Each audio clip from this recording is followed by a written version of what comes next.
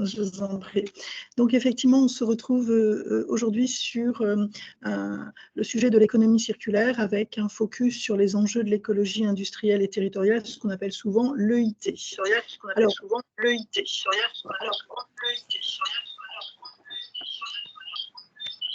il y a un écho. Il y a un écho parce que je suis sur téléphone, sur PC, je vais enlever l'autre.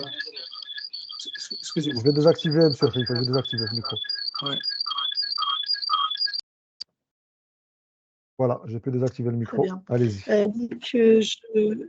Je m'appelle Florence Presson, donc je suis adjointe au maire sur la ville de Sceaux, dans le 92, déléguée aux transitions environnementales, énergétiques et l'économie.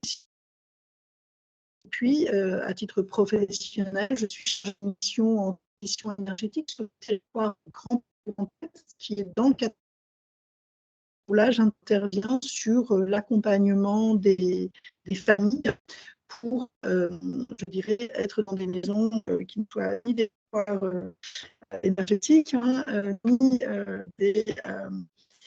des bouilloires, c'est-à-dire des maisons qui soient bien la chaleur au froid. Voilà. Et puis, en tant que de la France, au niveau du Conseil national de l'économie circulaire et puis du Conseil national de la transition écologique. Pour les activités principales que je porte aujourd'hui. Alors, effectivement, comme je disais tout à l'heure, l'économie linéaire, c'est clairement l'économie du siècle passé. C'était une époque où on n'imaginait pas. Florence, le son est assuré. Le son est assuré. Excusez-moi de vous couper. Je vais retirer, mon image. Voilà, je coupe la caméra. Vous verrez si c'est mieux comme ça. Donc, je parlais de l'économie linéaire comme étant l'économie du siècle passé, une époque où effectivement on avait l'impression qu'il n'y avait pas de limite sur cette planète et qu'on pouvait extraire, épuiser les ressources naturelles, en prendre autant qu'on souhaitait, transporter, donc consommer de l'énergie, produire, sans se soucier effectivement ou de la pollution ou du gâchis qui pouvait être utilisé. Et puis ce produit finalement était de nouveau transporté à l'autre bout de la planète et là il était utilisé de façon éphémère. On était dans une société du jetable. Un produit avait une durée de vie très courte et on le mettait à la poubelle. Et puis une fois qu'on l'a mis à la poubelle, finalement on ne se pose pas la question de ce qu'il devient. Donc bien évidemment, on est dans l'épuisement des ressources naturelles, du développement de la pollution, de l'énergie à outrance, et puis derrière une accumulation, des montagnes de déchets dans lesquelles il n'y a pas forcément de la solution, où on l'enfouit, où on le brûle, et il ne se passe rien de particulier, sinon un énorme gâchis. Heureusement, cette économie linéaire, c'est l'économie, comme je le disais, du siècle passé, et on rentre aujourd'hui dans une économie qui s'appelle l'économie circulaire, qui est plutôt l'économie d'avenir. Alors très souvent, quand on parle d'économie circulaire, on parle des déchets. On se dit, l'économie circulaire, c'est effectivement faire quelque chose des déchets. Alors, si on raisonne de cette façon, c'est ultra restrictif, parce qu'on ne peut pas se dire l'économie circulaire, c'est à la fin, une fois qu'on a extrait, une fois qu'on a fabriqué, une fois qu'on a utilisé pas très longtemps, on a des déchets et ces déchets-là, on va en faire quelque chose. C'est mieux que rien. C'est mieux que rien, mais ce n'est pas suffisant. L'économie circulaire, c'est réellement l'économie de la ressource. Il ne faut plus voir quelque chose comme étant à la fin un déchet, mais se dire que c'est une ressource précieuse du début jusqu'à la fin de la vie d'un produit. L'économie circulaire, c'est avant tout des opportunités. J'ai mis une opportunité à saisir, c'est en réalité des opportunités. Tout d'abord, l'économie circulaire est une solution pour surmonter les défis du dérèglement climatique. Ça, c'est le premier point. C'est limiter la perte de la biodiversité. Bien évidemment, si on commence à continuer à installer des mines de partout, aller chercher des matières premières dans tous les sens, utiliser de l'eau, de l'énergie, polluer, puisque bien évidemment, souvent dans les principes industriels, bien, on va polluer effectivement la terre, l'air, l'eau, eh bien, on a une perte de la biodiversité. L'économie circulaire, c'est limiter toutes ces impacts-là. Donc, bien évidemment, on préserve les ressources naturelles, on va pouvoir en extraire le moins possible. C'est bien évidemment de diminuer les émissions de CO2, les émissions de gaz à effet de serre, puisqu'à partir du moment où on cesse de transporter autant, à partir du moment où on va arrêter cette industrie très importante, eh bien, on va limiter les émissions de gaz à effet de serre. Et puis surtout, et ça c'est fondamental, développer de l'économie circulaire, c'est développer de l'emploi local, non délocalisable. Ça, c'est vraiment un impact très important et qui participe au fait de faire société. On se retrouve dans une économie de la ressource, une économie qui fait qu'on cesse d'aller à l'autre bout du monde extraire des matériaux. C'est comme si finalement on se retrouvait là autour de la pièce dans laquelle vous vous trouvez, dans celle où je suis, comme étant au cœur d'une mine. Nous sommes dans une mine parce qu'aujourd'hui, autour de moi, il y a des tables, des chaises, il y a de la moquette au sol, il y a des panneaux sur le plafond. Finalement, ce ne sont pas des objets anodins. La table, c'est effectivement du bois qui est fixé sur des pieds en métal avec des roulettes. Finalement, chaque matériau qui constitue cette table, eh bien, potentiellement, c'est une ressource qui peut être utilisée pour un autre usage. À Paris, par exemple, il y a eu, suite à la déconstruction, vous voyez, je n'utilise pas le mot démolition, mais suite à la déconstruction d'un immeuble, toutes les portes d'entrée des appartements ont été récupérées, nettoyées et ont servi à faire une façade d'un bâtiment qui a été exposé sur la place devant la mairie de Paris et qui était un espace qu'on a qualifié comme un espace de promotion du zéro déchet, par exemple. Voilà. Donc là, c'est un exemple qui est donné.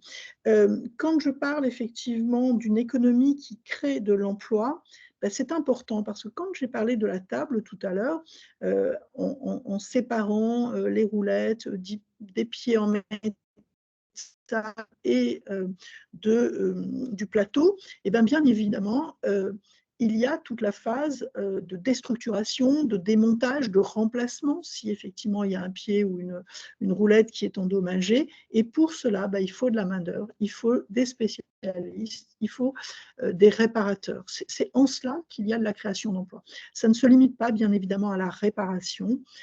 On a des étapes d'éco-conception, on a d'autres métiers, effectivement, et d'emplois locaux qui sont associés à l'économie circulaire. Bien évidemment, j'ai dit que ça ne se limitait pas aux déchets, mais vu la manne de déchets que nous avons à l'heure actuelle, le développement de l'économie circulaire, c'est aussi de véritables développements de filières qui, à partir de ces déchets, eh bien, peuvent redevenir de la matière. On dit souvent, moi je dis souvent, il ne faut pas brûler du déchet. On brûle un déchet, c'est comme si on brûlait finalement des lingots d'or. Parce que ces choses qui s'appellent des déchets, qui s'appelaient des déchets, eh bien, c'est peut-être des choses qui ont une extrême valeur.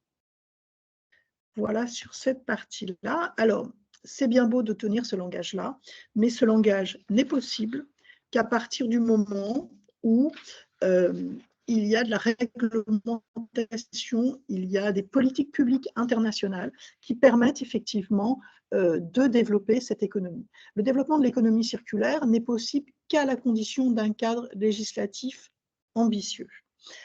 En France, il y a eu la loi de la transition énergétique en 2015, au moment de la COP 21.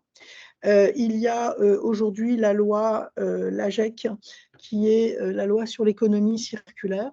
avec un certain nombre de conditions ou contraintes. Aujourd'hui, une mairie ne peut plus acheter, lorsqu'elle fait un marché public, elle ne peut plus acheter que des matériaux neufs. Elle a une obligation de cesser d'acheter des choses en plastique. Elle a une obligation à acheter avec de la matière recyclée ou du reconditionnement. D'accord? Donc, c'est grâce à ces contraintes, à ces lois qu'effectivement, les entreprises vont pouvoir se positionner sur ce marché-là. Quand on parle de réglementation, je dirais qu'au Maroc, la définition un peu de l'économie verte, c'est l'ensemble des activités économiques dont la production de biens et de services évite, réduit ou supprime les nuisances faites à l'environnement tout en ayant un impact sur l'équité sociale. Cette définition-là, moi j'ai eu la chance de venir plusieurs fois au Maroc pour former le conseil, je ne sais jamais si ça s'appelle exactement le conseil régional autour de Tanger, et en formant les élus à qu'est-ce que l'économie circulaire. La même chose pour des étudiants à Tanger et puis des agents, des personnes qui travaillent dans les collectivités. Eh bien, la notion d'économie verte telle qu'elle est décrite dans la législation est réellement intègre réellement la notion d'économie circulaire avec un potentiel très important. Hein. Vous avez la chance d'avoir un potentiel important grâce aux entreprises leaders du continent africain, aux très grandes entreprises qui sont installées aujourd'hui au Maroc, et une volonté législative de soutenir, de développer l'ensemble des filières vertes. Donc ça, c'est une position très importante. Ça veut dire aussi que c'est une opportunité à saisir pour l'ensemble des pays. L'économie circulaire, ce n'est pas pour les pays riches. Et puis, c'est exclu pour des pays qui n'ont pas le même niveau de développement économique. Non, l'économie circulaire, c'est peut-être l'économie qui est la plus je ne sais pas si on peut dire la plus juste ou la plus cohérente pour tout pays, quelle que soit sa taille, quel que soit son modèle. C'est effectivement comment je vais pouvoir intensifier les matériaux, les biens, les objets qui se trouvent déjà présents et comment, quand je vais souhaiter en développer, je vais pouvoir les concevoir de façon intelligente et durable. C'est aussi, et c'est ça qui est très intéressant, mais là on ne va pas pouvoir le faire aujourd'hui et je pense que ça va être fait dans votre cursus, c'est s'inspirer de nombreuses politiques publiques internationales. On a souvent l'image de la Chine, où on se dit la Chine, il pollue, il développe de tous côtés, c'est du gâchis, etc. Non, c'est comme partout, il y a cela, mais il n'y a pas que cela. Aujourd'hui, la Chine, c'est un pays qui développe justement des EIT, de l'écologie industrielle et territoriale. Régulièrement, ils partent de zéro à certains endroits, ils vont construire complètement avec de la sobriété sur l'énergie, de la sobriété sur l'eau, sur effectivement une optimisation des matières parce que aujourd'hui, les matières représentent un coût important et aussi une rareté. Vous allez avoir le Canada qui, par exemple, va définir un modèle complet avec un indice de circularité qui permet effectivement de dire, bien, dans mon pays ou dans une région ou dans une ville, j'ai toute cette matière qui rentre, j'ai tous ces objets, j'ai toute cette consommation d'énergie, eh bien, je vais la scruter et voir finalement le passage, la transformation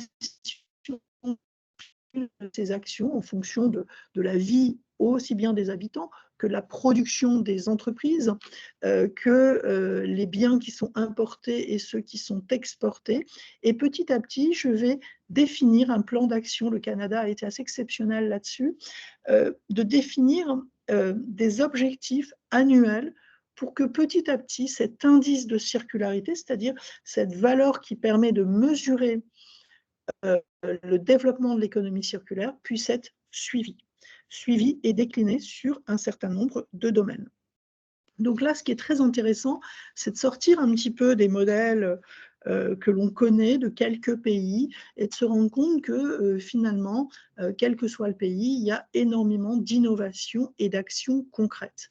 L'économie circulaire, c'est des solutions actuelles, mais dans lesquelles il est nécessaire de faire un changement, nécessaire de développer de façon beaucoup plus importante dans l'intérêt de toutes et tous.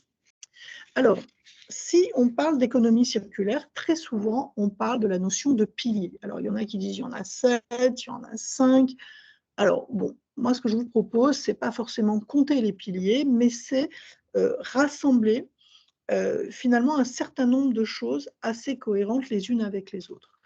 Bien évidemment, peu importe les termes qui sont utilisés, on voit qu'on est dans une boucle la plus vertueuse possible, avec tant qu'à faire, très peu de choses qui rentrent et très peu de choses qui sortent. Alors, je vous propose, tout d'abord, on va passer sur un premier point qui correspond à la notion d'approvisionnement durable. On va aussi parler d'éco-conception et on va parler de remanufacturing. L'approvisionnement, c'est le fait d'être dans une démarche d'achat responsable selon des normes environnementales et sociales. Tout à l'heure, je vous parlais qu'aujourd'hui, une ville ne peut plus continuer à acheter, à faire un marché public en ne se souciant pas de l'origine des produits qui sont achetés. Donc ça, c'est effectivement l'achat responsable avec des pourcentages de matériaux recyclés, des pourcentages de remanufacturing, de reconditionné quand on est sur du matériel informatique. Aujourd'hui, on parle du numérique responsable, du numérique sobre. Eh bien, c'est se dire, est-ce qu'un téléphone doit être jeté au bout de 3 ans ou est-ce que justement on peut le conserver beaucoup plus longtemps, avoir une flotte de téléphones qui peuvent être mis en prêt le temps d'une réparation quand ils tombent en panne. Donc, c'est vraiment toute cette notion d'achat responsable. Achat responsable, s'il est responsable, c'est quand il s'agit de matières premières, c'est de s'interroger sur le lieu dans lequel est extrait cette matière. C'est comment effectivement utiliser le moins de matière possible. Alors, quand on se pose ces questions-là, on se pose les questions de ce qu'on appelle, ou on développe en tout cas, ce qu'on appelle l'éco-conception. Éco-concevoir, c'est raisonner pour un produit sur une chaîne globale du produit. Le produit, il existe, il est composé de matériaux. Il est indispensable, tout à l'heure je prenais l'exemple de la table, il est indispensable, si elle a été correctement éco-conçue, eh bien, d'avoir une possibilité assez aisée de démonter le plateau du pied et du pied de la roulette. Parce que si tout est dans un bloc, si j'ai une partie qui est défaillante, eh bien, à part tout mettre à la poubelle, je n'ai pas d'autre solution. Quand je parle de la table, le plateau de la table, c'est un excellent exemple. Un plateau de table, en règle générale, c'est une matière, ça peut être du bois, ça peut être, quand c'est du bois, très souvent, il y a une sorte de vernis collé dessus, et là, on commence à avoir des soucis. Parce que si on parle d'éco-conception, ça veut dire qu'on envisage derrière un autre usage du bien. Le plateau de ma table peut très bien être utilisé pour faire des étagères, pour faire une porte ou toute autre chose. Sauf que je ne vais pas pouvoir recycler correctement cette table si je ne sais pas dissocier la couche de bois de la couche de vernis qui a été collée dessus. Quelqu'un qui va faire une éco-conception, c'est quelqu'un qui va effectivement se dire « Attention, je vais mettre des couches particulières pour constituer cet objet, cette table, mais je saurai les dissocier pour pouvoir chacun leur donner une vie, une seconde ou une troisième ou une quatrième vie. » Cette éco-conception, elle est vraiment fondamentale. Elle doit permettre d'utiliser le minimum de matières premières, mais elle doit aussi pouvoir envisager la suite de la vie de l'objet. Et on ne va pas recycler de la pollution. Si on a mis sur le dessus de la table un produit qui la préserve bien, mais qui, s'il est rejeté, va polluer l'eau, va être aussi un produit qui ne sera pas être dissocié du bois, eh bien, c'est une fausse bonne idée. Quand on parle d'éco-conception, on peut aussi parler de remanufacturing. Et là, je vais vous donner un exemple concret d'une usine Renault qui était implantée à Choisy-le-Roi, en région parisienne, qui maintenant a déménagé à Flins. C'était une usine de Renault de fabrication de moteurs de voitures. Quand je l'ai visitée, j'étais très étonnée parce que contrairement aux images que nous avons des usines de construction de voitures où on voit des grands bras, où on voit des robots, et bien là, il y avait plein d'hommes et de femmes. Et on se dit comment cette usine, qui est censée être une des plus, dont le résultat financier est le plus performant, une usine qui est vraiment très rentable, comment font-ils alors qu'il y a autant d'hommes et de femmes qui travaillent à l'intérieur? Parce qu'on sait que le coût d'un salaire est important et qu'un robot, il n'a pas besoin de manger, il n'a pas besoin de gagner plein d'argent et que ça coûte moins cher de mettre des robots. Bon, eh bien, cette usine-là, elle est justement spécialisée en économie circulaire, dans une démarche d'économie circulaire et de remanufacturing. Ça veut dire que Renault, avec l'aide d'une start-up, ont mis en place le fait de récupérer, de collecter toutes les voitures abandonnées ou vous-même, vous avez une voiture qui va à la casse, entre guillemets, eh bien, elle est reprise. Elle est reprise par cette équipe, Renault et cette autre société start-up, qui vont récupérer la voiture, qui vont complètement la désosser, qui vont prendre chacune des pièces détachées, les parties du moteur. Ça va être stocké, référencé et stocké dans cette grande usine. Quand vous avez un garagiste qui téléphone et qui dit « j'ai tel modèle de voiture dans lequel le moteur est cassé », la personne, le propriétaire, ne souhaite pas un moteur neuf, mais il souhaite un moteur qu'on appelle remanufacturé. Eh bien, à ce moment-là, tout le monde s'agite dans l'usine. Vous allez avoir des personnes qui vont aller chercher le moteur dans l'espace où sont stockés tous les moteurs de la référence de cette voiture, va aller chercher les moteurs, ils vont commencer à travailler ce moteur pour le remettre en forme, peut-être prendre 2 moteurs pour en fabriquer un seul. Et là, ensuite, le moteur est testé et il est livré avec une garantie. Ce qui veut dire que ce qui sort de cette usine, c'est un moteur qui est aussi fiable qu'un moteur neuf. Sauf que cette usine, elle est rentable parce qu'il n'y a quasiment pas d'achat de matériaux, d'achat de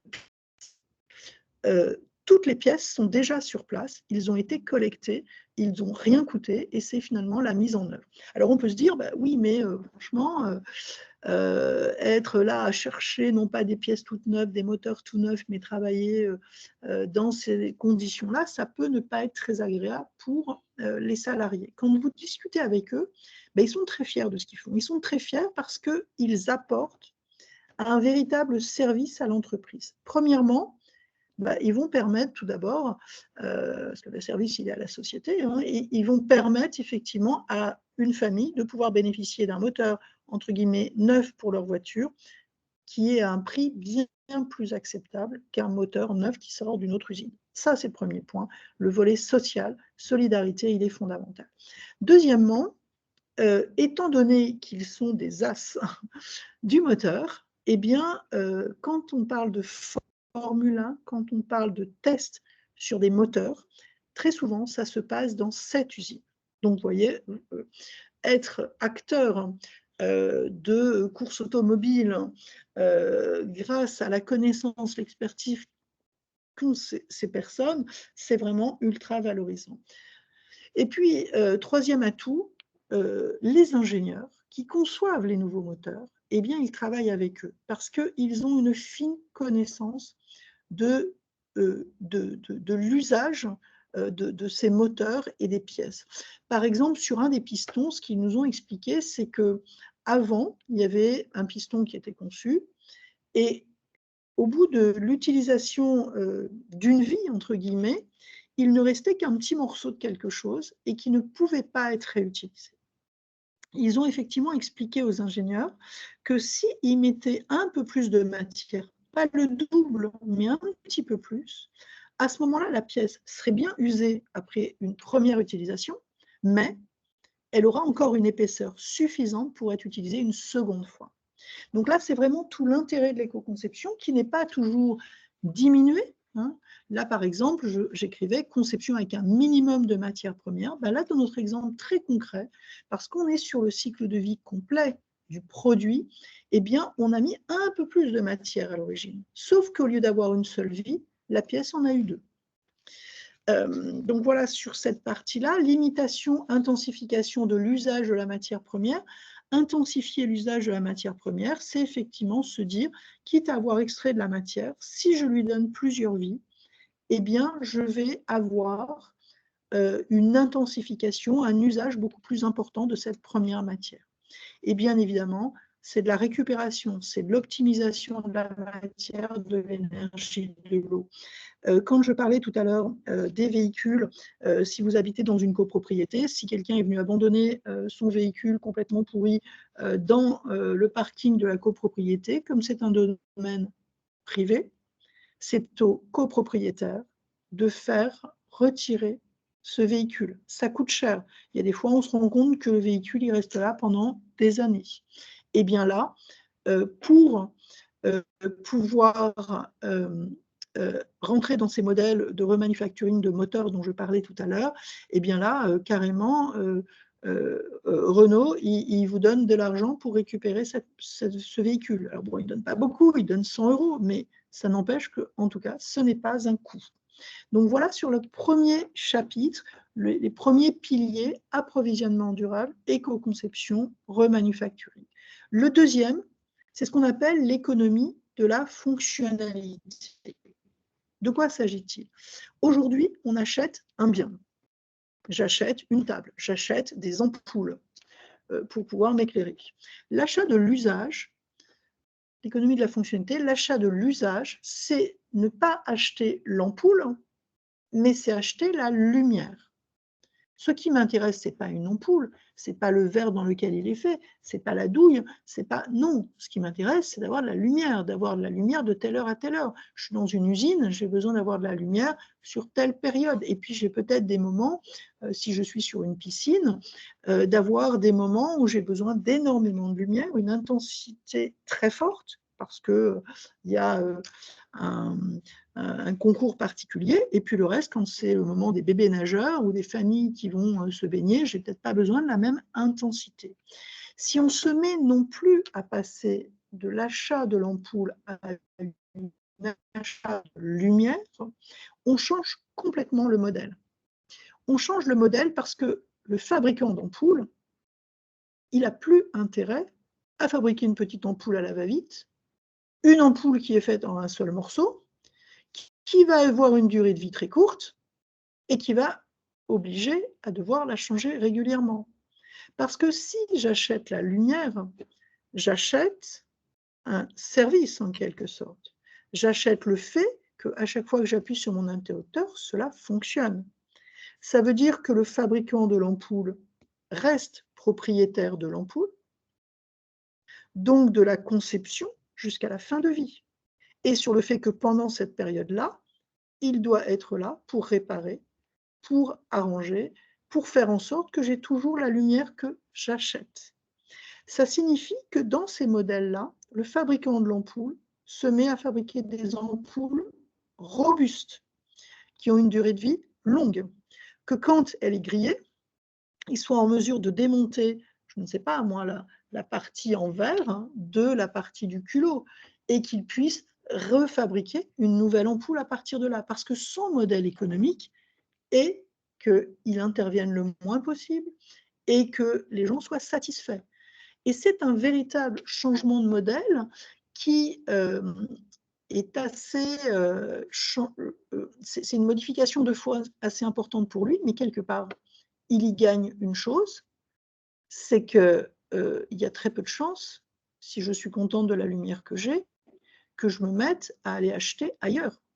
Parce que si je vais acheter ailleurs, si je vais être obligée de rendre toutes les ampoules à la société initiale et devoir faire venir, pendant ce temps-là, une nouvelle qui va venir installer plein de nouvelles ampoules. Pendant ce temps-là, je n'ai plus de lumière. Donc, quelque part, on rentre dans un pacte de fidélité aussi, dans un modèle qui est tout à fait durable. D'accord ? Donc, éco-conception, parce que je ne la répare, robustesse, pour qu'elle tombe le moins en panne. C'est la fin de l'obsolescence programmée. Je ne suis pas là, mon modèle économique n'est plus de faire un truc qui ne va pas durer très longtemps et les gens viendront me racheter, parce qu'en plus, si les gens ne viennent pas racheter chez moi, ben, j'ai perdu ce client-là. C'est l'optimisation de l'usage. Et puis, quelque part, c'est aussi un arrêt d'une fluctuation des prix des matières premières. À partir du moment où je vais beaucoup moins acheter cette matière, à partir du moment où je vais avoir ma propre filière pérenne, eh bien, j'ai une meilleure maîtrise des coûts associés à cela. Alors, on pourrait dire que l'économie de la fonctionnalité, bah, c'est comme l'histoire des photocopieurs, c'est de la location. Non, je pense qu'avec ce que je viens de vous dire, vous vous êtes rendu compte que ça va beaucoup plus loin que cela. Ça veut dire aussi que j'ai tout intérêt, et le modèle économique est fait pour que j'ai tout intérêt à conserver le plus longtemps possible le bien, et non pas comme un photocopieur, tous les 2 ans, on vient voir en disant « Ah ben alors, on va vous la changer, vous allez en avoir un qui fait encore plus de copies à la minute. » Est-ce que c'est nécessaire? Sans doute pas. Ou alors, j'ai un changement d'activité et là, je vais avoir une adaptation de mon contrat. Voilà pour l'économie de la fonctionnalité, ce changement de propriété. Hein, je n'achète plus et je ne suis plus propriétaire d'un bien, mais j'achète uniquement un usage. Point suivant, c'est... ouais, j'ai été un peu trop économie de la fonctionnalité. Le point suivant, c'est la consommation responsable. Consommation responsable, ça nous touche tous. Que l'on soit citoyen, que l'on soit étudiant, que l'on soit enfant, que l'on soit salarié, que l'on soit chef d'entreprise, ça nous touche tous.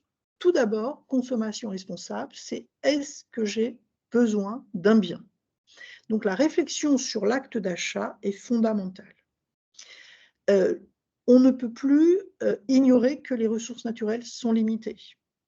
On ne peut plus ignorer qu'aujourd'hui, un produit qui a un prix très bas, c'est souvent un produit dans lequel il y a la ressource naturelle, mais il y a aussi la ressource humaine. Est-ce que les personnes ont été payées au juste prix? Est-ce que les personnes ont travaillé dans des conditions décentes? Est-ce que le moyen de production ou d'extraction de cette matière n'a pas pollué et rendu malades les personnes qui vivent autour de l'unité de production? Donc ça, à une époque, tout le monde l'ignorait, on ne peut plus. On ne peut plus dire, on ne pourra plus dire à nos enfants, on ne savait pas. Aujourd'hui, on le sait. Donc, première chose, ai-je réellement besoin d'eux? Si j'ai besoin du bien, est-ce que j'achète le bien ou est-ce que j'achète l'usage du bien? Est-ce que j'achète? Est-ce que, par exemple, si j'ai besoin d'un taille-haie, est-ce que j'ai besoin d'avoir un taille-haie dans mon garage alors que j'utilise 2 fois dans l'année? Est-ce que je peux développer un partenariat avec mes voisins pour que le taille-haie puisse être prêté ou loué ou donné les uns aux autres? Alors, on peut se dire, oui, mais là, on est sur de la micro-action. Mais on est exactement dans la même démarche pour une commune. Vous avez, par exemple, une machine qui permet de faire le nettoyage des rues, ou vous avez une machine qui permet effectivement de transporter de l'eau à un instant donné, est-ce que vous avez besoin et est-ce que vous utilisez cette machine 24 heures sur 24, 7 jours sur 7? Cela m'étonnerait. Donc, dans ces cas-là, on peut être dans une démarche de partage avec la commune d'à côté. Même chose pour une entreprise. Aujourd'hui, dans les entreprises, dans les bureaux, on a parfois des salles de réunion. Quel est le taux d'utilisation d'une salle de réunion? Est-ce que cette salle de réunion, si je la partageais avec les 3 entreprises qui se trouvent à côté et qu'on en paye chacun une quote-part, ça ne serait pas plus intelligent pour nos finances et aussi pour le fait de se dire que c'est un espace qui est inutilisé la plupart du temps. Alors, ça demande un peu de gestion. Ça veut dire qu'il faut effectivement s'organiser pour l'utiliser à la juste valeur et juste usage dont on fait. Donc, tout ça pour dire que la consommation responsable, c'est avant tout un engagement et un engagement civique autour de cet acte-là. C'est aussi se poser la question des circuits de proximité. Est-ce qu'on a besoin d'aller acheter à l'autre bout du monde? Est-ce qu'on ne peut pas développer des filières le plus locales possible? Je prends souvent l'exemple dans le numérique du téléphone remanufacturé, reconditionné. Si un téléphone, quand il est en panne ou quand il a un souci, soit je le mets dans un placard et il va rester dans un tiroir pendant des années, soit il peut être collecté. Alors, l'entreprise qui va le collecter, si c'est une entreprise qui est à l'autre bout du pays, ils vont faire plein de kilomètres pour venir chercher mon téléphone. Donc, c'est un peu moyen.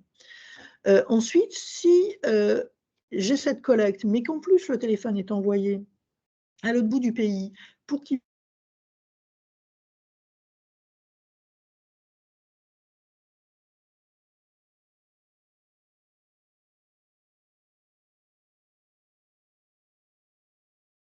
Florence, on vous a perdu.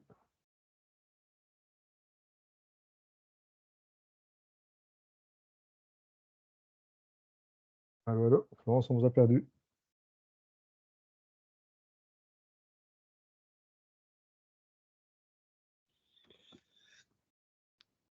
Florence, on vous a perdu quelques instants. Oui, je me suis rendu compte que... là, vous m'entendez? Oui, oui, là maintenant, ça s'est revenu. OK. Alors, je parlais des téléphones reconditionnés.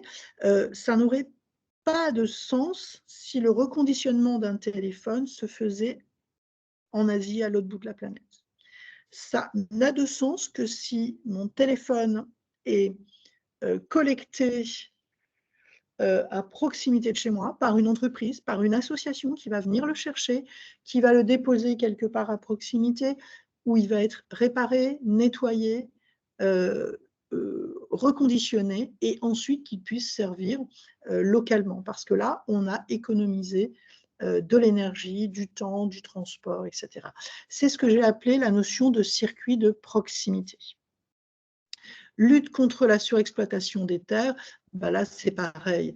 Réflexion sur l'acte d'achat, bah c'est effectivement est-ce que je continue à acheter autant certains biens qui sont dans l'exploitation complète. On le voit avec la forêt, on le voit avec effectivement le fait d'avoir des hectares et des hectares de production qui servent juste à nourrir des animaux qui vont nourrir des hommes. Là, on passe peut-être par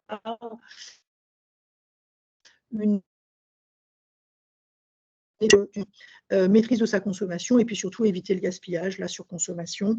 On parle parfois qu'un tiers de tout ce qu'on achète finit à la poubelle, même sans avoir été déballé. Donc, ça fait partie effectivement de cette consommation responsable.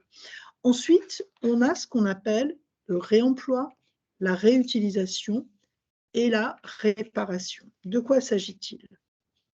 Alors moi, j'aime beaucoup utiliser la notion de réemploi et de réutilisation. Il s'avère qu'il n'y a que, quand on parle en français, qu'on utilise les deux mots.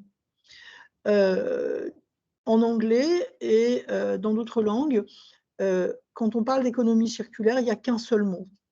Moi, je trouve, et je suis très attachée à ces deux mots-là. Pourquoi? Parce qu'on est dans l'intensification de l'usage d'un bien. Hein. On en a parlé depuis tout à l'heure. Et la distinction, c'est que le réemploi, si je réemploie ma table, elle reste dans un usage identique à l'usage initial. J'avais une table, elle est réemployée peut-être par mon voisin, elle est réemployée après avoir été réparée, mais elle reste une table. D'accord? Donc, avec un minimum de transformation. La réutilisation, l'usage devient détourné. Tout à l'heure, je vous parlais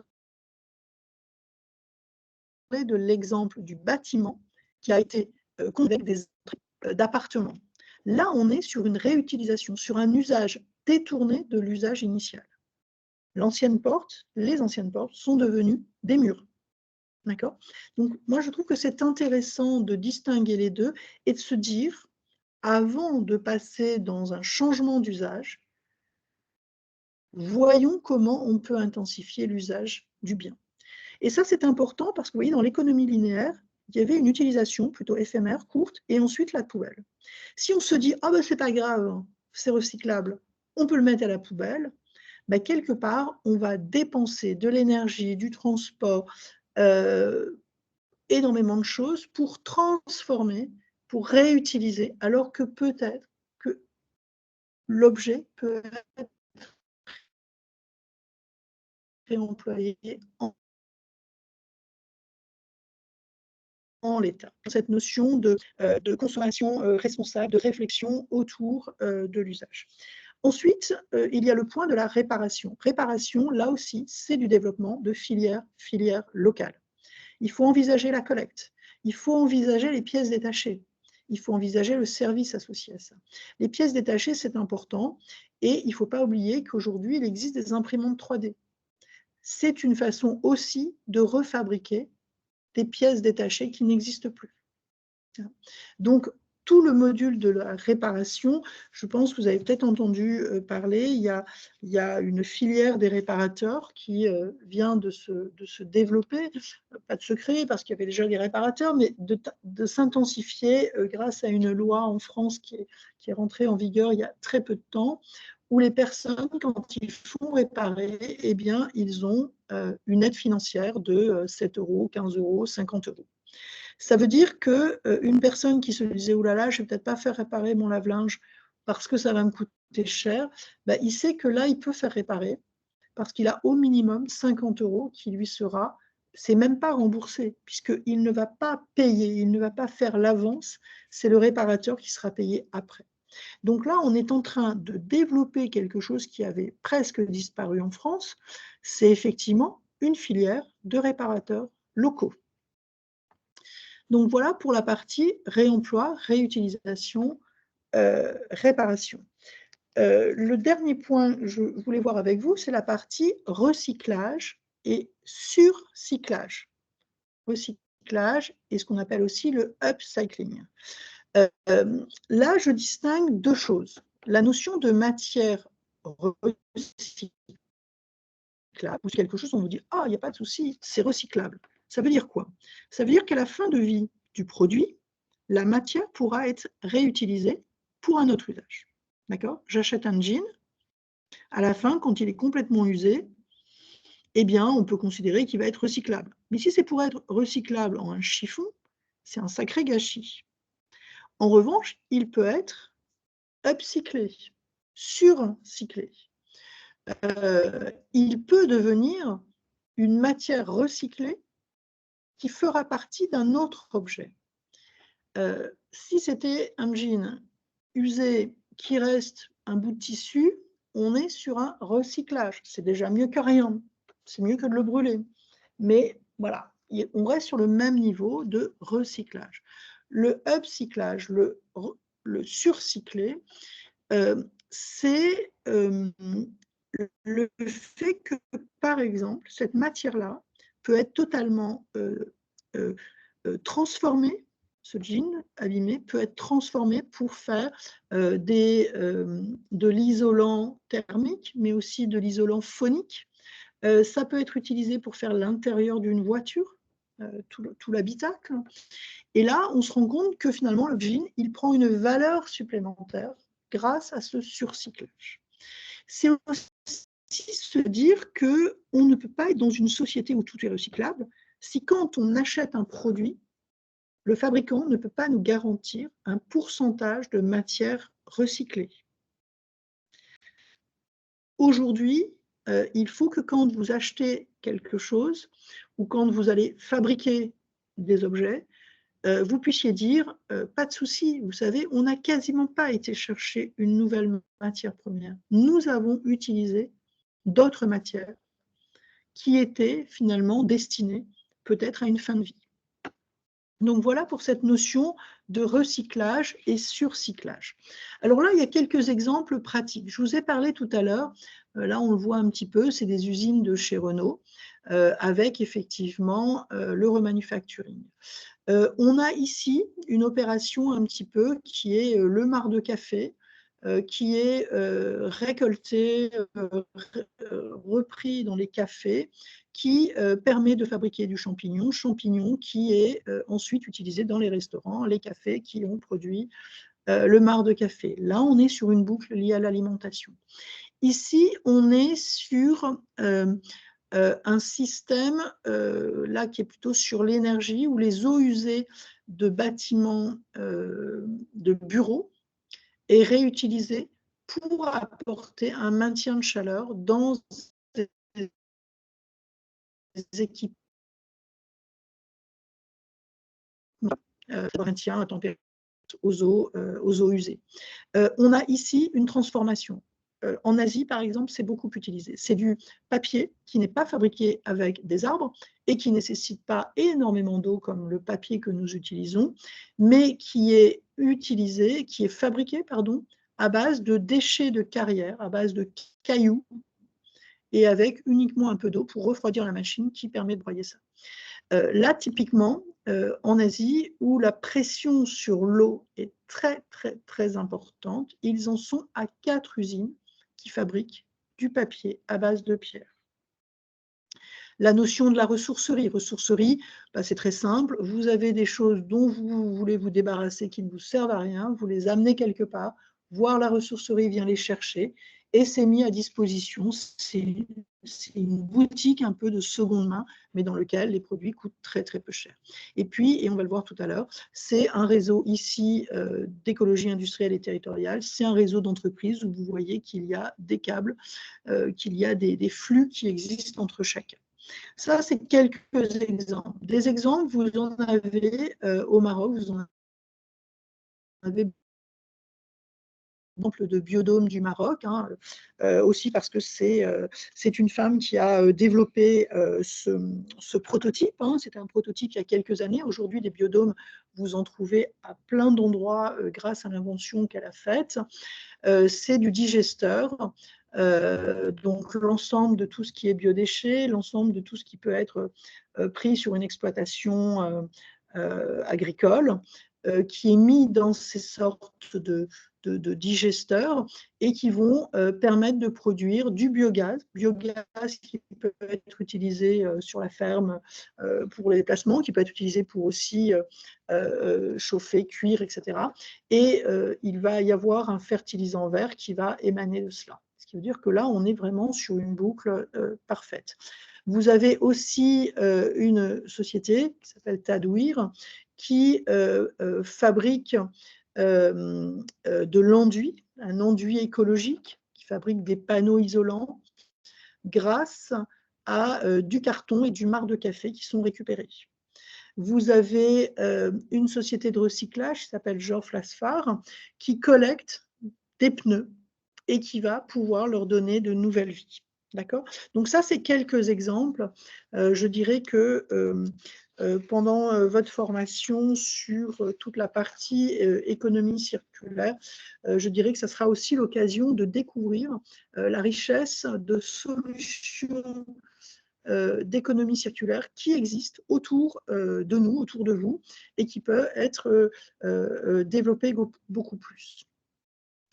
Le Maroc en transition vers l'économie circulaire, eh bien, c'est tout d'abord une stratégie qui est globale. Aujourd'hui, il y a une stratégie qui est très claire, qui inclut des incitations pour les investisseurs engagés dans des pratiques favorables à l'économie circulaire. Donc ça, c'est vraiment le fait que le Maroc s'affiche comme s'inscrivant dans cette stratégie-là avec l'économie verte et l'économie circulaire. C'est une gouvernance renforcée. Aujourd'hui, il y a beaucoup de comités interministériels qui permettent de tracer des orientations stratégiques, de suivre des actions, de mesurer des impacts. Et ça, c'est un véritable atout pour le Maroc. C'est ensuite l'éducation environnementale. Moi, j'ai eu la chance de visiter des petites écoles et les enfants, les étudiants, les ingénieurs, dans tous les cycles de formation, aujourd'hui, abordent le développement durable, abordent tous les enseignements associés à l'éducation environnementale et j'espère bientôt à l'économie circulaire aussi. C'est aussi une dimension sociale avec une reconnaissance de l'économie circulaire comme un moteur de progrès. C'est un moteur de progrès, comme on l'a vu tout à l'heure, génération d'opportunités d'emploi pour les jeunes, un encouragement à l'engagement sociétal au sein de l'ensemble des entreprises. Et c'est bien évidemment une réglementation renforcée. Hein, c'est la base. Hein, je ne vois pas comment on peut faire autrement, avec une application stricte d'une législation environnementale existante, la responsabilisation et le principe de ce qu'on appelle souvent le pollueur-payeur. Donc cette approche, elle offre vraiment une opportunité au Maroc pour, premièrement, réduire sa dépendance aux ressources naturelles, tout en stimulant la création d'emplois, en renforçant sa compétitivité sur la scène internationale. C'est en réduisant son empreinte écologique qu'on peut aussi attirer beaucoup plus d'investissements et de partenariats internationaux. Donc c'est effectivement une véritable opportunité pour le Maroc quand on se positionne au niveau national, mais c'est aussi une opportunité et autant d'avantages quand c'est réalisé au sein d'une entreprise ou au sein d'une université, par exemple. Alors, l'écologie industrielle et territoriale, ça pourrait se résumer à quelque chose que je n'aime pas, hein, je n'aime pas le mot déchet, je vous l'avais dit tout à l'heure, mais finalement, l'écologie industrielle et territoriale se traduit par les déchets des uns deviennent les ressources des autres. Je prends un exemple concret pour illustrer cela. Si vous avez une entreprise qui génère du froid, par exemple, maintien à température très basse de produits alimentaires. Vous savez tous que pour produire ce froid-là, eh bien, on va émettre de la chaleur, les moteurs. J'ai pris du produit alimentaire, j'aurais très bien pu prendre un data center. Le data center, pour que les données ça puisse carburer, que ça puisse bien fonctionner, il faut rafraîchir. Donc, pour rafraîchir, il faut des moteurs. Ces moteurs émettent une chaleur incroyable. Cette chaleur-là, soit on la laisse partir dans les nuages, soit on va la capter et elle va par exemple passer dans l'entreprise d'à côté qui, elle, justement, a besoin de chaleur, que ce soit pour ses bureaux ou que ce soit dans un process, un process de fabrication d'industriels particulier. Donc là, vous voyez le principe. Vous avez un circuit d'eau qui permet de rafraîchir un processus. Tout à l'heure, je vous parlais de la fabrication du papier en pierre. Pour broyer ces pierres pour en faire une poudre qui permettra de faire ce papier, eh bien, j'ai besoin d'avoir des machines qui vont broyer, qui vont avoir besoin d'être refroidies. Je vais prendre un système d'eau, mais une fois que l'eau elle est un peu tiède, eh bien, je peux très bien l'utiliser dans une autre dans une autre entreprise à côté qui va utiliser cette eau qui a déjà été chauffée, ne serait-ce peut-être pour se laver les mains. Voilà. C'est effectivement une modification de l'organisation des acteurs économiques d'un territoire. On ne va plus être dans la logique de dire les entreprises s'installent un peu où elles veulent et puis on s'en fiche et puis à la limite on va s'occuper uniquement nous de faire des routes et puis d'apporter de l'électricité ou d'apporter un système de récupération d'eau. Non, on est là. Quand on veut développer un espace d'écologie industrielle et territoriale, on est là pour optimiser la circulation et les besoins, que ce soit les ressources naturelles, que ce soit les énergies, que ce soit l'eau. Hein, le processus dont j'ai parlé, si mon circuit de refroidissement, l'eau, je l'utilise pour autre chose, et bien quelque part, j'aurai une consommation une seule fois de l'eau et non pas le fait d'avoir besoin de sources d'eau. C'est de l'échange, de la mutualisation.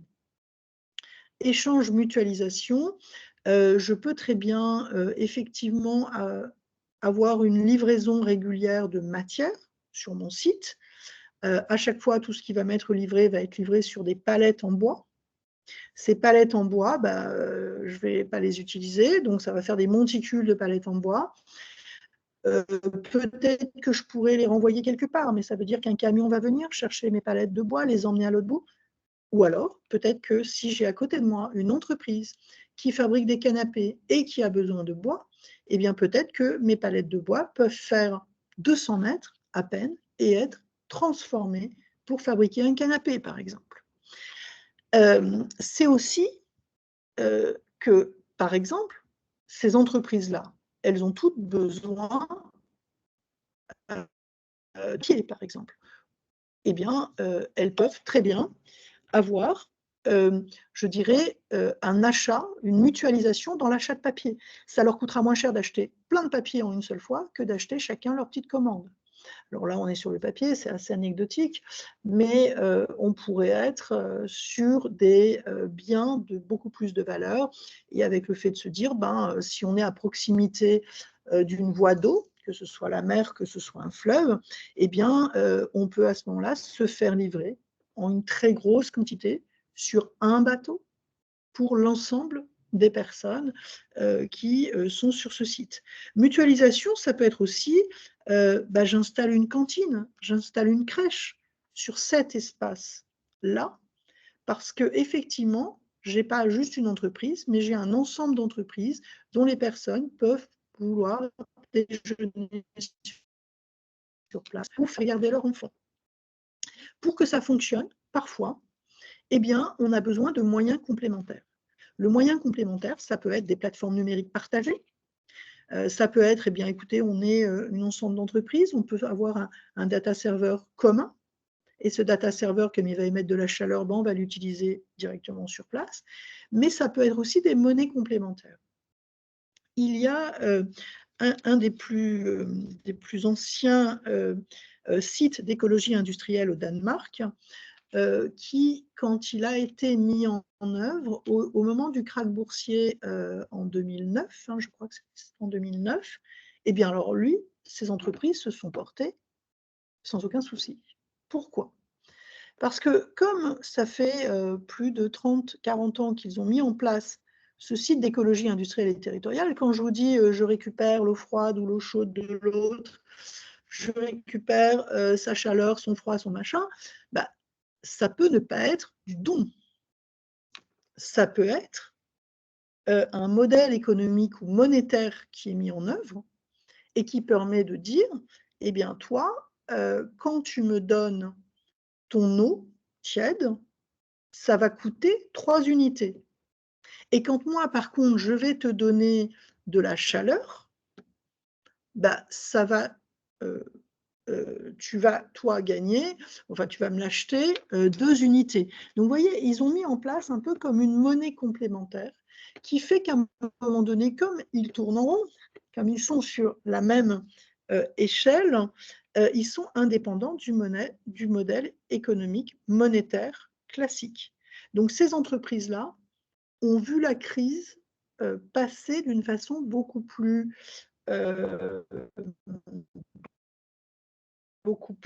avec beaucoup moins d'impact que s'ils achetaient tout ailleurs.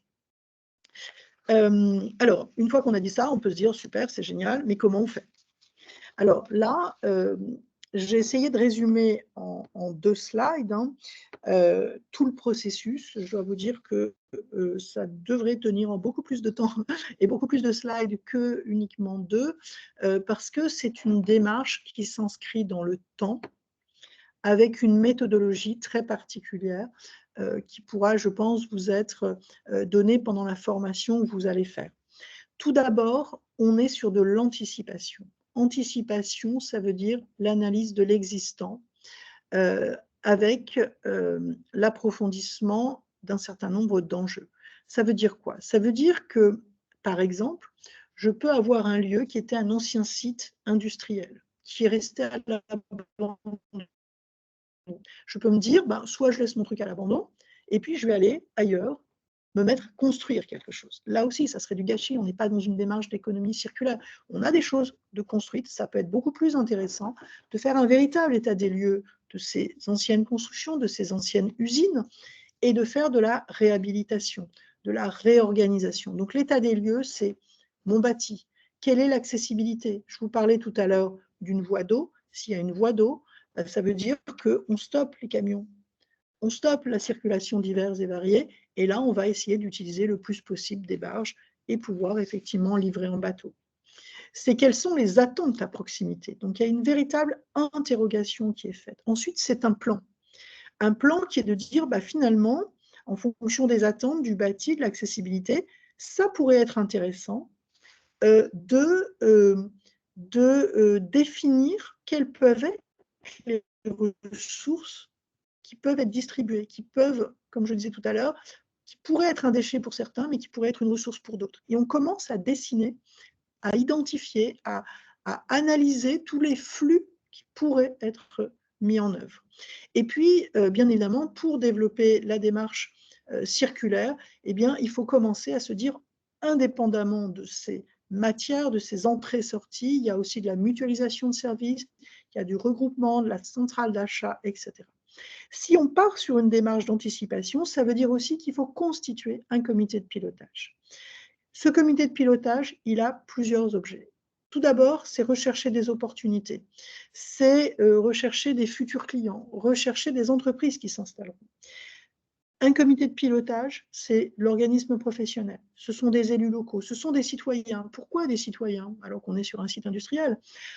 Comment vous allez expliquer à un habitant qu'au bout de son chemin, alors que ça fait 30 ans qu'il y avait un tas de ruines, mais qu'il ne se passait rien, que là, d'un seul coup, il va peut-être y avoir des camions, il va peut-être y avoir du train, il va peut-être y avoir je ne sais quoi. Il peut y avoir ce qu'il pourrait percevoir comme une nuisance. Donc, il faut l'intégrer. Il faut l'écouter, il faut le faire parler, il faut lui expliquer, si on le prend le plus en amont possible, qu'il va se rendre compte que ces enfants, ils auront peut-être un job juste à côté. Et là, il faut effectivement co-construire avec lui ce site d'écologie industrielle et territoriale. Concevoir les feuilles de route, bien évidemment, ça ne se fait pas en un temps, il va falloir le faire effectivement petit à petit. En termes de méthodologie, je ne sais pas, Adil, où j'en suis dans le temps. En termes de méthodologie, on a de l'atelier de concertation. On a la définition de règles de fonctionnement qui est à établir. Il y a les alternatives, parce que imaginez, vous vous installez, vous en tant qu'entreprise, super, vous récupériez l'eau tiède de l'entreprise d'à côté. Mais si l'entreprise d'à côté arrête son activité, si elle déménage, si elle change d'activité et que finalement son eau tiède, elle l'utilise pour elle-même, qu'est-ce que vous faites, vous? Vous n'allez pas mettre en péril votre entreprise. Donc, ça signifie qu'il faut imaginer de l'alternative, de la réversibilité, de façon à pouvoir continuer à faire que l'ensemble des entreprises qui sont là puissent se développer. Ça veut dire que l'entreprise d'à côté, si elle est en train de voir sur un nouveau modèle et qu'elle va utiliser son propre eau tiède, eh bien, comme elle vous achète la chaleur ou sa chaleur, elle l'achète à quelqu'un d'autre, etc., elle sait qu'il est indispensable d'anticiper. Et il va y avoir ces discussions on n'est jamais sur un environnement figé. On est constamment en veille et en élaboration, en évolution, lorsqu'on est sur un site d'écologie industrielle et territoriale avec des indicateurs, avec des unités de valeur, des indicateurs qui vont permettre de voir où on en est, comment le modèle se développe, comment il pourrait être intéressant, parce que là, il y a un changement d'activité, de pouvoir accueillir une autre entreprise, d'aller cibler quel type d'entreprise et d'aller faire un petit peu son marché. Petit point, j'ai eu la chance, enfin, j'ai pas eu la chance, j'ai beaucoup travaillé pour écrire un livre qui s'appelle « Circuler, il n'y a rien tout à voir », qui, justement, le chapitre 4, le récit 4, est sur l'écologie industrielle et territoriale. L'objectif, c'est quand on n'a pas besoin de connaissances en quoi que ce soit, en lisant ce récit, on a la vision un petit peu de comment, sur 20 ans, s'est passée la vie, une société qui a pu renaître en province, en France, dans lequel les gens partaient, il n'y avait plus d'entreprise, il n'y avait plus de travail, et comment effectivement ça a pu renaître. Je ne l'ai pas inventé, je me suis inspirée de solutions qui existent, des solutions qui existent comme à Pouzin, par exemple, ou à Green Valley. Ce sont des lieux d'écologie industrielle et territoriale qui existent. Kalundborg, c'est celui qu'on connaît le mieux, hein. C'est celui qui est à côté de Copenhague, au Danemark, où en réalité, c'est le plus ancien, c'est ce dont je vous ai parlé tout à l'heure, quand je vous ai parlé du modèle économique et monétaire qu'ils avaient développé. Eux, ils sont partis de quelque chose de très simple, hein. Il y avait une entreprise qui fabriquait des matériaux pour le bâtiment à base de gypse. Le gypse, ils l'importaient d'Espagne. Donc, ça veut dire qu'il y avait plus de 2000 km en bateau qui étaient faits pour extraire dans les carrières naturelles le gypse, le faire venir au Danemark, donc des coûts financiers et des impacts environnementaux hallucinants. À côté de ça, il y avait une centrale électrique sur ce lieu-là qui produisait une très grosse quantité de gypse. Parce que le gypse, en réalité, vous pouvez le fabriquer, c'est le résultat d'un procédé de désulfurisation d'un gaz issu de la combustion. Donc, d'un seul coup, vous avez quelqu'un qui fait venir le gypse de l'autre bout du monde, enfin 2000 km, l'autre qui se retrouve avec un déchet qui est du gypse, et ce déchet, bah, finalement, ce qu'il faisait, c'est qu'il le transformait, enfin, il l'entreposait dans une décharge, ne sachant pas quoi en faire. Bon, bah là, les deux entreprises se sont mises côte à côte, et le gypse déchet de l'un est devenu le gypse entrée de l'autre. Au milieu de ça, ben, il y avait un petit souci quand même, c'est que le gypse qui vient de la désulfurisation, il était plutôt, il y avait besoin de le refroidir, donc là aussi besoin d'énergie, et c'est une troisième entreprise à côté qui donne effectivement le froid. Hein, d'accord ? Donc là, c'est un ensemble des trois. Sur Pouzin, en France, bah là, c'est simple. C'est un peu ce que j'ai mis dans mon bouquin. C'est deux collectivités, des communautés d'agglomération dans l'Ardèche. L'Ardèche, c'est au milieu de rien. Il n'y a pas grand-chose. Ils ont un fleuve qui passait par là. Une population qui disparaissait, pas de travail sur place. Donc là, les élus se sont dit, il faut qu'on fasse quelque chose.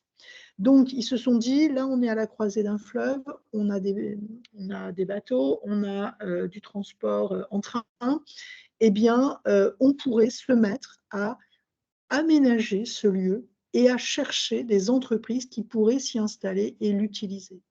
Donc, ils ont rendu accessible le lieu. Ils ont même apporté une autoroute à proximité, à 2 km. Il y a eu une sortie d'autoroute qui a été constituée. Et grâce à cela, il y a eu 30, maintenant il y en a 72 d'entreprises qui sont venues s'installer là. Donc ça veut dire une activité économique au top. Des gens, parce qu'ils viennent travailler là, ben, ils s'installent.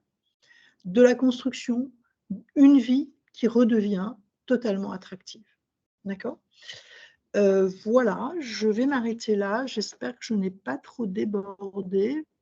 parce que ce qui est intéressant, je pense, c'est de passer à un temps de questions-réponses. Merci énormément, Florence, pour ce partage. Donc, on voit que la passion circulaire est toujours là. Donc, la preuve par le temps. Je n'ai pas osé vous arrêter parce que le sujet est intéressant et moi-même, j'ai appris pas mal de choses. Donc, j'apprends que l'économie circulaire ne s'arrête pas uniquement au recyclage, au seul recyclage, mais ça va au-delà. Donc, ça va à la conception, à l'achat déjà, au moment de l'achat de la matière première. On achetait un minimum déjà, on achetait énormément. Ça arrive jusqu'à l'usage, donc l'usage final. Penser le produit, penser à l'usage plutôt que le produit. Et je pense que c'est important. Moi, j'y pense souvent quand je vois les vélos en partage, les trottinettes en partage. Donc, ça aussi, c'est un sujet qui démontre un peu l'usage et non le produit. Et donc, je pense qu'il y a aussi une soif dans la salle, parce qu'il y a des questions qui sont posées. Donc, je vais commencer par les lire. Donc, j'ai une première question de M. El Genouni qui nous dit pensez-vous que le Maroc est bien positionné du fait de sa proximité géographique avec l'Europe pour tirer bénéfice du développement de l'économie circulaire? Voilà pour la première Tout à question. fait. Pour moi, vous êtes véritable la tête de pont de l'Afrique. Il faut se dire les choses. Et vous avez la chance d'avoir des modèles industriels implantés aujourd'hui sur tout ce qui est lié à l'écologie, aux énergies renouvelables et tout. Vous avez un développement important. Vous avez les capacités à être dans le modèle de réparation, réaménagement, transformation. Le textile est très présent aussi. Donc, pour moi, vous avez toutes les cartes en main pour penser des modèles circulaires. Quand vous êtes sur le domaine du textile, par exemple, je dirais que des solutions de défilage ou de refilage à base de tissu, c'est quelque chose qui est clairement développé aujourd'hui. Aujourd'hui, en France, il y a des entreprises et des filatures qui se développent. Alors, on peut se dire, oui, mais le coton, il vient de l'autre bout de la planète. Non, pas du tout. Le lin, ça pousse très bien. Je ne sais pas si le lin il pousse facilement au Maroc, je ne sais pas. Mais en tout cas, en France, ils se sont mis à refaire des productions de lin.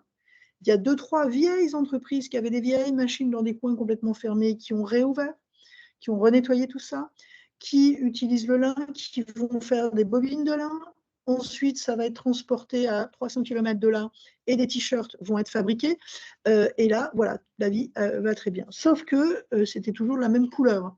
Donc là, il y a une start-up qui s'est dit, bah ouais, mais il faut qu'on arrive à fabriquer de la couleur, parce que c'est quand même plus agréable d'avoir un vêtement de couleur qu'un vêtement jaunâtre. Bon, bien, ils ont commencé à travailler sur de la teinture naturelle, mais la teinture naturelle, pour faire de la teinture, il faut mettre de la très grosse température.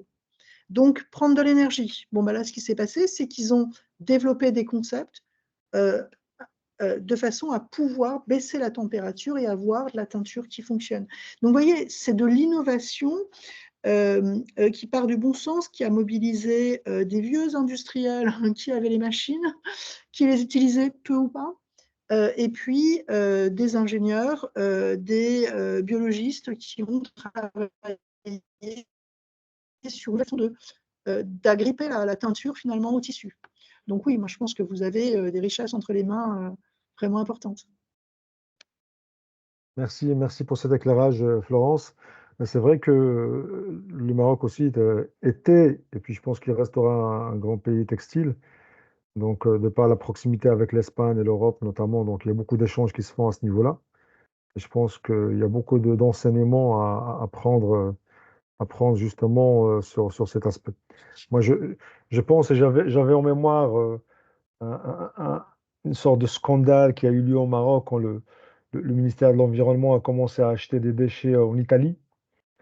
Et ça a été mal compris, mal traduit par certaines parties qui étaient dans l'opposition et qui commençaient à dire on va récupérer les déchets de l'Europe pour pouvoir les brûler au Maroc.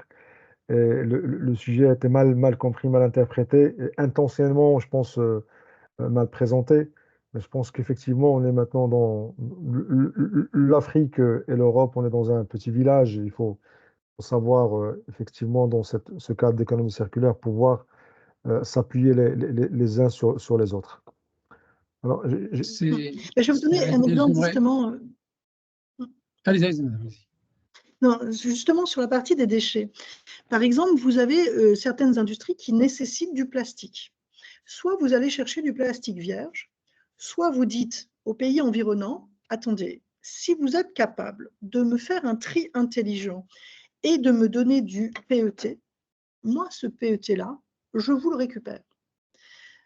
Donc là, vous leur sauvez la vie, ils ont plein de PET, ils ne savent pas quoi en faire. Vous récupérez du PET, et à ce moment-là, ça devient le plastique que vous allez utiliser. Donc, au lieu d'acheter une matière avec un taux de variation du prix très important et tout, vous avez, parce que vous leur rendez service, un truc ultra bas prix, voire gratuit, à part le transport, et ça vous permet de faire une économie d'échelle incroyable. Et ça me permet de répondre à la question suivante que je voyais, qui est de dire la pratique de l'économie peut entraîner des coûts supplémentaires aux entreprises, peut-être, ou peut-être de sacrées économies. Parce que l'économie circulaire, on ne peut pas regarder juste un petit morceau. On est dans cette vision écosystémique qui est de dire entre la naissance et la mort, ou la naissance et la naissance, le berceau au berceau, c'est le cradle to cradle, qui est une des réglementations de labellisation de l'économie circulaire. Si on prend un peu de distance et qu'on a une vision plus large, je ne suis pas certaine que ça représente un coût supplémentaire, au contraire. Mais après, on peut descendre les cas les uns après les autres et l'étudier. Je pense que pour cette dernière question sur laquelle Madame Florence a répondu, donc c'est une vision globale. Il ne faut pas prendre juste les choses par morceaux, mais plutôt dans une vision globale où il y a l'aspect, bien sûr, environnement, l'aspect social et bien sûr l'aspect économique, bien sûr. On ne peut pas demander à une entreprise de s'arrimer ou s'inscrire ou s'ancrer ancrer le système d'économie circulaire, sachant que pertinemment que ce qu'on va mettre en place comme mesure, ça va être très coûteux par rapport à ce qu'on va gagner. Parce que lui, l'industriel, c'est vrai qu'on va lui faire miroiter l'idée de la protection de l'environnement, etc. Mais il y a aussi, il ne faut pas l'oublier, il y a l'aspect économique. Si lui, il ne trouve pas son intérêt, il ne va pas s'inscrire pleinement. Il va falloir bien sûr peut-être faire jouer d'autres atouts pour qu'il puisse s'inscrire. Peut-être la labellisation environnementale, etc. etc. Mais il ne faut pas perdre de vue que c'est un grand projet sur lequel il va falloir bien sûr regarder tous les aspects pour pour dégager des plus-values économiques et des plus-values environnementaux. Pour la question de est-ce que l'économie circulaire existe au Maroc, c'est un débat qui est lancé depuis plusieurs années déjà. Et on va, aujourd'hui, ce n'est pas tout à fait totalement comment dirais-je, implémenté, mais on voit des aspects bribes de cette économie circulaire qui ne s'appellent pas économie circulaire, mais qui peuvent s'appeler autre chose, mais qui font justement, qui jouent le jeu de l'économie circulaire. Vous avez la valorisation de quoi? La valorisation du plastique. Aujourd'hui, il y a la valorisation du plastique. Il y a la valorisation du plastique au niveau des déchets et des décharges publiques. Il y a la valorisation du biométhane. Il y a le recyclage des eaux usées épurées pour certaines applications. Aujourd'hui au Maroc, et c'est en vogue depuis au moins 2 ou 3 ans, la ville de Rabat, elle est arrosée quasiment totalement avec de l'eau usée épurée. La ville de Tanger, c'est acquis. La ville de Casa est en train d'installer 5 stations d'épuration pour réutiliser les eaux usées épurées. C'est juste pour citer quelques exemples, mais il y en a d'autres au niveau industriel. Et de toutes les façons, c'est pas un choix. C'est une obligation parce que, tout à l'heure, je n'ai pas dit, l'économie circulaire, c'est l'ODD 12. C'est l'objectif de développement durable 12, qui décline tous ces aspects dont a parlé Mme Florence dans le détail. Et donc, quand un pays comme le Maroc, en l'occurrence, qui a une stratégie nationale de développement durable, donc toutes ces composantes, depuis la tête jusqu'au niveau le plus bas de l'échelle, tout le monde doit s'y mettre pour justement, bien sûr, honorer ses engagements, parce que le Maroc est signataire de la Convention de Rio, qui est la base du principe de développement durable. Il est obligé aujourd'hui, bien sûr, d'implémenter ce concept, faire le suivi, faire l'évaluation, et puis aussi essayer de mettre ensemble un ensemble d'acteurs pour, bien sûr, faire profiter les uns des autres. Parce que j'ai oublié de dire qu'au Maroc, il y a ce qu'on appelle aussi le marché des déchets, dont a parlé Madame Florence. Si vous avez un rebut qui vous semble un rebut qui n'a aucune valeur, il peut servir à quelqu'un d'autre pour un autre besoin. D'accord? Je ne sais pas, peut-être les palettes de bois sur lesquelles on amène par certaines matières premières. Pour certaines industries, elles ne servent à rien du tout, mais peuvent servir à autre chose. Les papiers d'emballage aussi. Ça peut être du plastique, ça peut être du carton. Tout ça, c'est valorisable. Les morceaux de morceaux de tissu dans l'industrie de couture, là aussi, c'est valorisable au Maroc depuis, je me rappelle, depuis au moins une trentaine d'années. Il y a des choses qu'on fait, bien sûr, pour un besoin économique, mais qui se révèlent très intéressantes aussi pour l'aspect environnemental. Voilà. Merci, professeur Khalif. Juste M. Ganouni qui rajoute pour confirmer aussi qu'au niveau du port Tangemed, on arrose aussi les espaces verts à partir des eaux recyclées. Donc tout ça, ça montre bien que l'économie circulaire est déjà là. Donc, et puis, certaines fois, on la pratique sans s'en rendre compte. Mais Exactement. au-delà justement de l'aspect écologique, il y a aussi l'aspect économique. Et nous revenons au fait que finalement, l'équation globale, elle est gagnante. Euh, Peut-être que ça va impacter un surcoût quelque part, mais finalement, quand on fait l'équation pour calculer le gain global, on est en fin de compte gagnant sur le plan économique, écologique et puis territorial parce qu'on est dans l'EIT. Donc, je ne sais pas si vous voulez rajouter quelque chose, Florence, avant de clôturer. Pour moi, c'est bon. Écoutez, merci beaucoup de m'avoir invité à vous présenter l'économie circulaire et puis au plaisir de poursuivre cet échange avec vous. C'est-à-dire, juste Professeur un Flif. ajout, Madame Florence, elle avait parlé quand il s'agit d'une entreprise, mais il ne faut pas voir l'entreprise toute seule dans un silo. C'est plutôt un écosystème où il y a des interactions entre l'input, ce qui se passe dedans, et l'output. Donc, ce n'est pas un programme circonscrit juste à l'échelle de l'entreprise, mais c'est bien plus large que cela. Et l'économie circulaire, ma foi, ils se rejoignent avec les autres normes.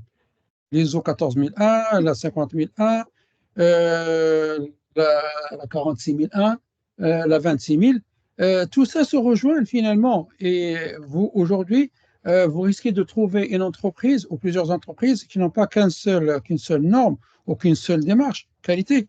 Plusieurs démarches qui se rejoignent par certains aspects. Et lorsqu'on les adopte tous, on aurait fait tout ce qu'il fallait pour justement protéger l'environnement, mais aussi dégager des subsides économiques et puis aussi sauvegarder la vie des gens qui travaillent au sein de l'entreprise, mais aussi les gens, les riverains et le milieu environnant aussi. Voilà. Tout à fait. Je profite de ce moment de clôture pour remercier encore Florence Pressant.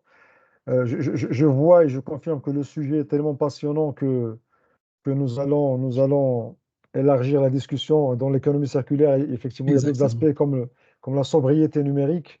Et, juste pour information aux participants, nous sommes en train de regarder avec Florence pour pouvoir avoir la chance d'avoir parmi nous pendant les modules pour pouvoir aussi nous présenter ce sujet qui est aussi passionnant.